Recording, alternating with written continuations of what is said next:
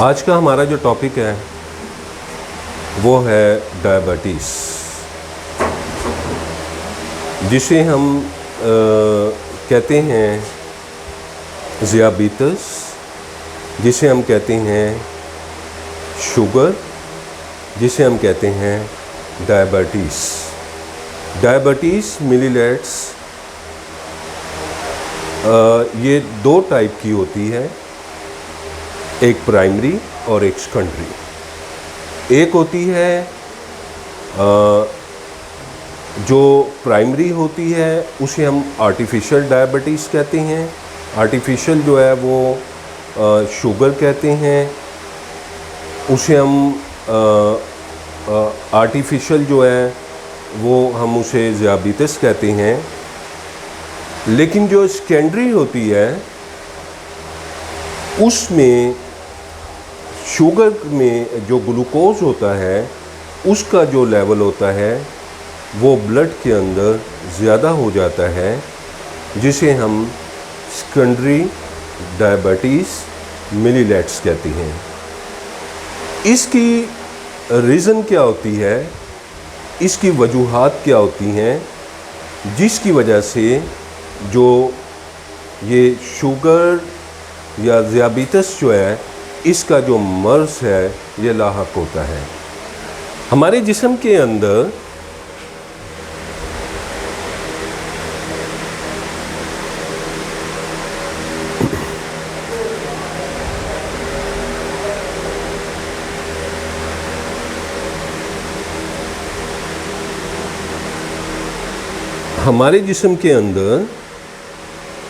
मैदा की back side पर एक ज़ुबान की तरह का एक ऑर्गन जो है वो मौजूद है, जिसे हम कहते हैं पैंक्रियास, जिसे हम कहते हैं लबलबा। इसकी जो शक्ल है वो एक ज़ुबान की तरह, ज़ुबान से मुशाबा है। जिस तरह डॉग की टंग होती है, इस तरह की जो है इससे वो मुशाबा होती है। ये तमाम जो है उसको डायबिटीज़ को कंट्रोल करता है, और इसके अंदर जो है वो सेल्स होते हैं जिसे हम कहते हैं islets of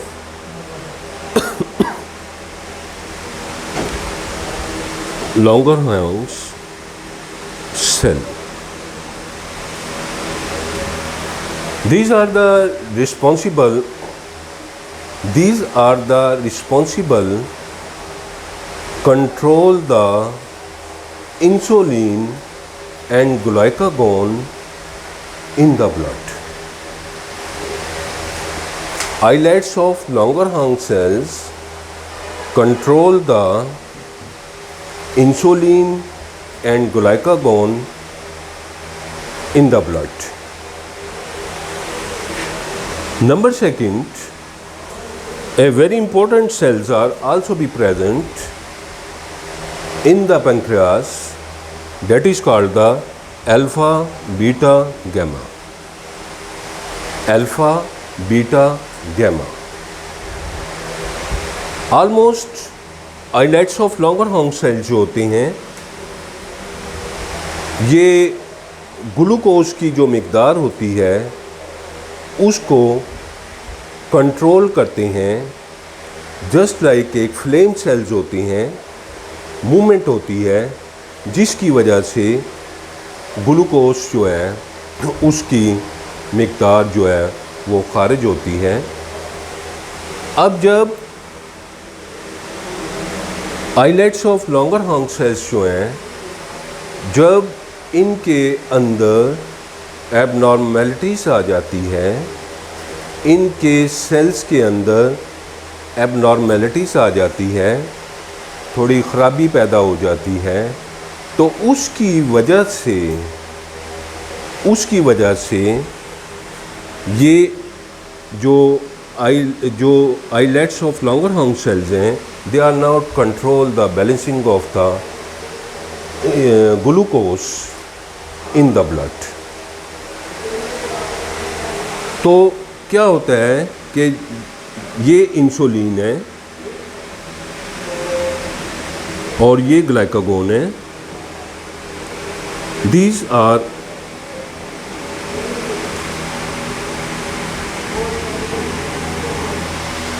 are controlled by the islets of Langerhans cells. जब islets of Langerhans cells के अंदर abnormalities आ जाती है, abnormal होने की वजह से they should not be control the glucose level in the blood। तो जब इंसुलिन का मिकदार जो है वो ज़्यादा हो रही होती है तो नॉर्मल पोजीशन में, तो ग्लाइकागोन उसको बैलेंस करता है। और जब ग्लाइकागोन की मिकदार ज़्यादा हो रही होती है ब्लड के अंदर, तो इंसुलिन का ग्राफ इसे वापस लाकर बैलेंसिंग पोजीशन में ले आता है, जिसकी वजह से हमारी बॉडीज़ के अंदर ब्लड के अंदर जो ग्लूकोज की मिकदार होती है वो बैलेंस रहती है। ग्लूकोज की जो मिकदार होती है वो बैलेंस रहती है। जब ये आइलेट्स ऑफ लॉन्गरहॉर्न सेल्स जो हैं, जब इनमें एबनॉर्मेलिटीज़ आती है तो it's not control the balancing of the insulin and glucagon. They are not control the balancing of insulin and glucagon. Insulin का ग्राफ जब ऊपर जा रहा होता है तो ग्लाइकागोन उसको बैलेंस नहीं कर पाता है, और जब ग्लाइकागोन का जो मिकदार है जब ये अप जा रही होती है तो इंसुलिन इसको कम नहीं करता है, नीचे ग्राफ को नहीं लेकर आता है, जिसकी वजह से जो सिचुएशन पैदा होती है अनबैलेंसिंग सिचुएशन जो है वो पैदा होती है। और हम कहते हैं, और उसकी जो ग्लूकोज की जो मिकदार है वो बॉडी के अंदर ब्लड के अंदर ज़्यादा मिकदार में पैदा होनी शुरू हो जाती है। और जब हम उसको चेक करते हैं, जब देखते हैं चेक बाय द ग्लूकोमीटर, तो उससे हमें पता चलता है कि इंसुलिन जो ग्लूकोज की जो मिकदार है वो ब्लड के अंदर ज़्यादा हो गई है। तो हम ये कहते हैं कि ये जो बंदा है, ये जो पेशेंट है, he is suffer in the disease of disease of diabetics. हम कहते हैं कि डायबिटिक हो गया। अब इसके लिए हमने क्या करना है कि इसकी रेगुलरिटी को हमने अपडेट करना है। इसके जो सेल्स हैं, देखें आप ट्रीटमेंट जो है वो शुगर का नहीं करेंगे, आप ट्रीटमेंट जो है वो पेंक्रियास का करेंगे। आप पेंक्रियास को, क्योंकि ये एक बिल्कुल बंद एक अज़ू है, इसके अंदर सेल हैं जो मूव करते हैं और हम इसका ऑपरेट भी नहीं कर सकते, तो इसलिए हम इस किस्म की मेडिसिन इस्तेमाल करते हैं जो ग्लूकोज के लेवल को ब्लड के अंदर नॉर्मल करें।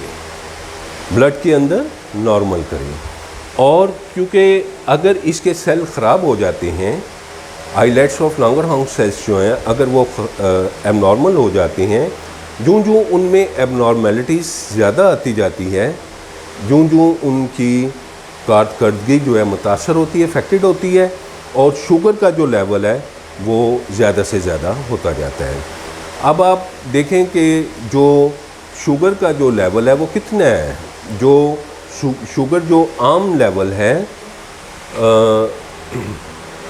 80 to 120 फास्टिंग।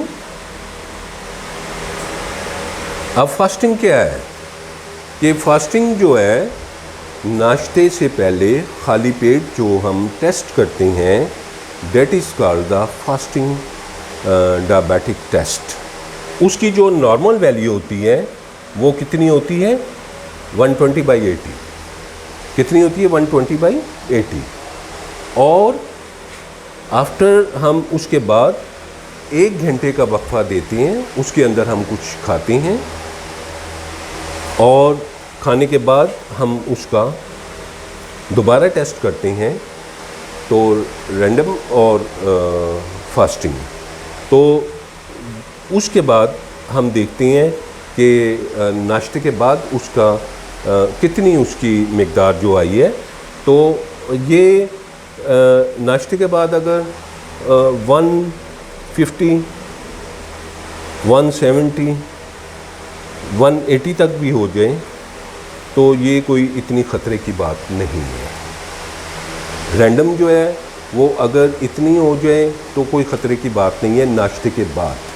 लेकिन इट इज़ नॉट, वैसे तो कंट्रोल में अगर है 150, 170 है तो that was a controllable disease. लेकिन अगर इससे ज़्यादा जा रही है तो फिर आप उसे कंट्रोल करने की कोशिश करें। इसलिए हम ये 2 टेस्ट करते हैं कि जब हम खाली पेट होते हैं तो उस वक़्त हमारे जिस्म के अंदर जो आइलेट्स, जो लबलबा है, ये जो ग्लूकोज को मेंटेन कर रहा होता है, वो मेंटेन करने की जो उसकी सिचुएशंस होती है, कंडीशन होती है कि वो कितने % जो है वो ग्लूकोज को कंट्रोल कर रहा है।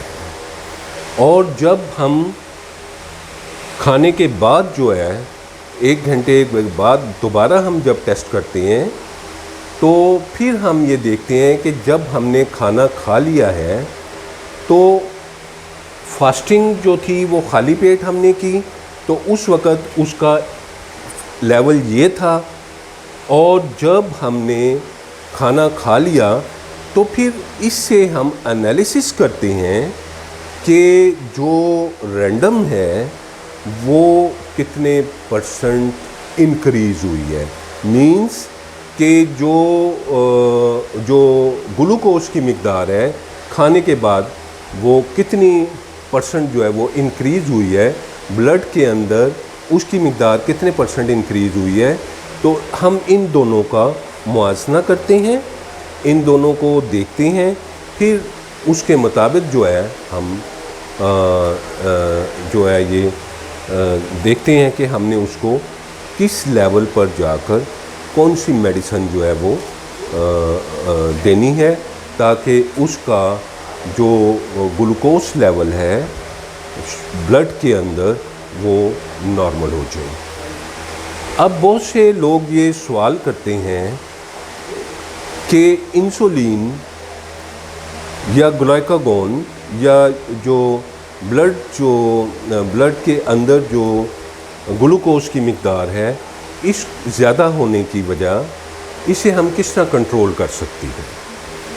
देखें कि मेडिकेशंस को अगर आप मेडिकेशन अगर आप नहीं करते हैं या आप नहीं उसे यूटिलाइज़ करना चाहते हैं, लेकिन आप कम से कम इसका जो है वो टेस्ट ज़रूर करवाएं, इसका टेस्ट ज़रूर करवाएं ताकि उससे हमें ये पता चलता है कि ग्लूकोज की मिक़दार ब्लड के अंदर कितनी है। इसके लिए इसकी जो बेस्ट प्रिकॉशंस हैं, हदायत हैं, वो ये हैं कि सबसे पहले आप वॉक करें, आप एक्सरसाइज करें, आप नीट एंड क्लीन जो है वो फूड इस्तेमाल करें। और नंबर 2 कि जो जिस तरह अब बहुत से मेडिसिन्स आ गई हैं, एलोपैथिक में भी हैं और इसमें हर्ब्स में भी हैं, तो आप कोशिश ये करें कि जो अगर आपके पास डायबिटिक का जो पेशेंट आता है वो उसको एडवाइस करें कि वो वॉक को शुरू करें और एक्सरसाइज करें और अपनी डाइट जो है उसको नॉर्मल रखें और जो मीठी चीज़ें जो हैं उनसे थोड़ा सा अवॉइड करें, तो नो डाउट कि हम इसको कंट्रोल कर सकते हैं। उसकी वजह ये होती है कि जितना आप देखें कि ये 220 वोल्ट जो है ये लाइट आ रही है, जब हम इस पर प्रेशर जो है 300 से ज़्यादा डालेंगे तो क्या होगा कि ये ख़त्म हो जाएगा, यानी कि ये जल जाएगी, वायरिंग जल जाएगी। इसी तरह ही जब ये मर्ज़ लाहक हो जाता है तो हमें चाहिए कि अपनी जो डाइट है उसे कम से कम रखा जाए ताकि लबलबे को बहुत ज़्यादा वर्क ना करना पड़े, क्योंकि उसके अंदर जो सेल हैं वो ऑलरेडी एबनॉर्मेलिटीज़ की तरफ चले गए हैं। तो इसलिए जितना उस पर कम से कम बोझ डाला जाएगा, और जब आप वर्किंग, मेरा मतलब है जब आप वर्किंग करेंगे, जब आप एक्सरसाइज करेंगे, जब आप वॉक करेंगे, तो उससे ये होगा कि बॉडी के तमाम सेल नरिशमेंट होगी, उनमें एक्टिवेशन पैदा होगी, एक्टिवेट होंगे, और उन एक्टिवेशन की वजह से जब सेल एक्टिवेट होंगे तो वो जो एबनॉर्मेलिटीज़ है that come into the normal position. अक्सर लोग ये कहते हैं जी शुगर जो है ख़त्म, शुगर ख़त्म तो बंदा ख़त्म, क्योंकि ग्लूकोज ही हमारी बॉडी को हरारत देता है। डायबिटिक के जितने भी पेशेंट होते हैं आप देख लें कि वो, मेरा मतलब है कि वीक, गिरे हुए, सुस्त, मेरा मतलब है उनका दिल नहीं चाहता किसी काम को, कुछ जिस्म के अंदर हमारे जो हरारत पैदा होती है वो ग्लूकोज की वजह से होती है। जब ग्लूकोज का इखराज एक्स्ट्रा ऑर्डिनरी हमारी बॉडी से होगा तो फिर क्या होगा कि जिस्म के अंदर हरारत की कमी पैदा हो जाएगी। उस हरारत की कमी की वजह से जो है ये सिलसिला जो है ये बनेगा कि हमारी बॉडीज़ के अंदर तमाम जितनी भी एक्टिवेशन है, जितनी भी मूवमेंट्स हैं, या अब आपने देखा होगा कि जो डायबिटिक के पेशेंट्स होते हैं, ये किडनीज़ के पेशेंट होते हैं, ये हार्ट के पेशेंट होते हैं, ये अदर जो दूसरे ऑर्गन है उससे मुतासर होते हैं।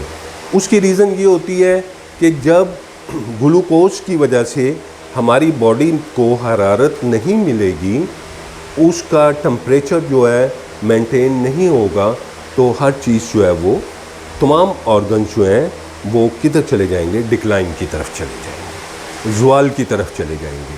अब आप देखें कि हार्ट पेशेंट्स जो होते हैं, हार्ट पेशेंट जो होते हैं वो ज़्यादातर जो हैं डायबिटिक होती हैं। क्यों? कि अब देखें कि जिस तरह वाल्व है, हार्ट के वाल्व हैं, ये ख़राब हो जाते हैं, इनकी वर्किंग ठीक नहीं रहती। उसकी वजह ये है कि हार्ट को चलाने में हरारत जो है इसका बहुत अमल दखल है। हार्ट को चलाने में हरारत का बहुत अमल दखल है। ग्लूकोज, हरारत किससे मिलती है? ग्लूकोज से। जब ग्लूकोज की मिक़दार जो है उस ज़्यादा एक्सेस जो है मिक़दार जो है वो ख़ारिज हो जाएगी, उसकी सक्रीशन हो जाएगी, तो उसकी वजह से जिस्म के अंदर जो है वीकनेस पैदा हो जाएगी और इससे दूसरे जो ऑर्गन्स हैं वो भी मुतासर होते हैं। तो डायबिटिक्स में ज़्यादा जो है वो कोशिश करें, एक तो बॉडी को ज़्यादा बढ़ने ना दिया जाए, नंबर सेकंड कि वॉक की जाए चिकनी चीज़ों से, और दूसरी जो अदर जो जिस तरह ये शवारमा, बर्गर, फास्ट फूड और इस किस्म की जो चीज़ें हैं, इससे जो है वो कंट्रोल किया जाए तो इंशाअल्लाह हम इससे छुटकारा हासिल इससे कर सकते हैं। तो इसमें जो मेन ऑर्गन है वो लबलबा है, पेंक्रियाज है।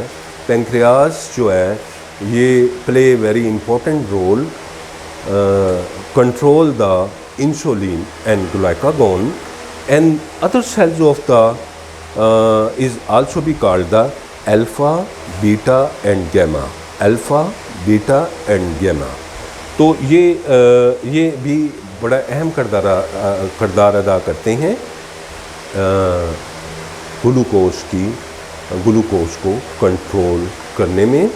और इंसुलिन, अब जो लेटेस्ट थ्योरी आ रही है इसको कंट्रोल करने की इंटरनेशनल लेवल पर जो है, वो कहते हैं कि इंसुलिन लगाई जाए, क्योंकि इंसुलिन डायरेक्ट ब्लड में शामिल होकर उसको जो है वो मेंटेन करती है। जिस तरह आप ये देखें कि हम ड्रिप लगाते हैं, ड्रिप फ़ौरन जो है वो काम करती है। और अगर हम उसकी जगह कोई टैबलेट्स ले लेते हैं, कोई मेडिसिन ले लेते हैं, पहले हम ऑरली वो मेडिसिन लेंगे, फिर वो स्टमक में जाएगी, फिर इंटेस्टाइन से फिर वो लिवर को देगी। इस तरह वो सर्कुलेट करने में एक टाइम लेता है। तो अगर आप उसको डायरेक्ट लगाते हैं तो डेट वाज जो है वो उसको बेनिफिट मिलेगा, उसके इफ़ेक्ट्स जो है वो अच्छे हैं।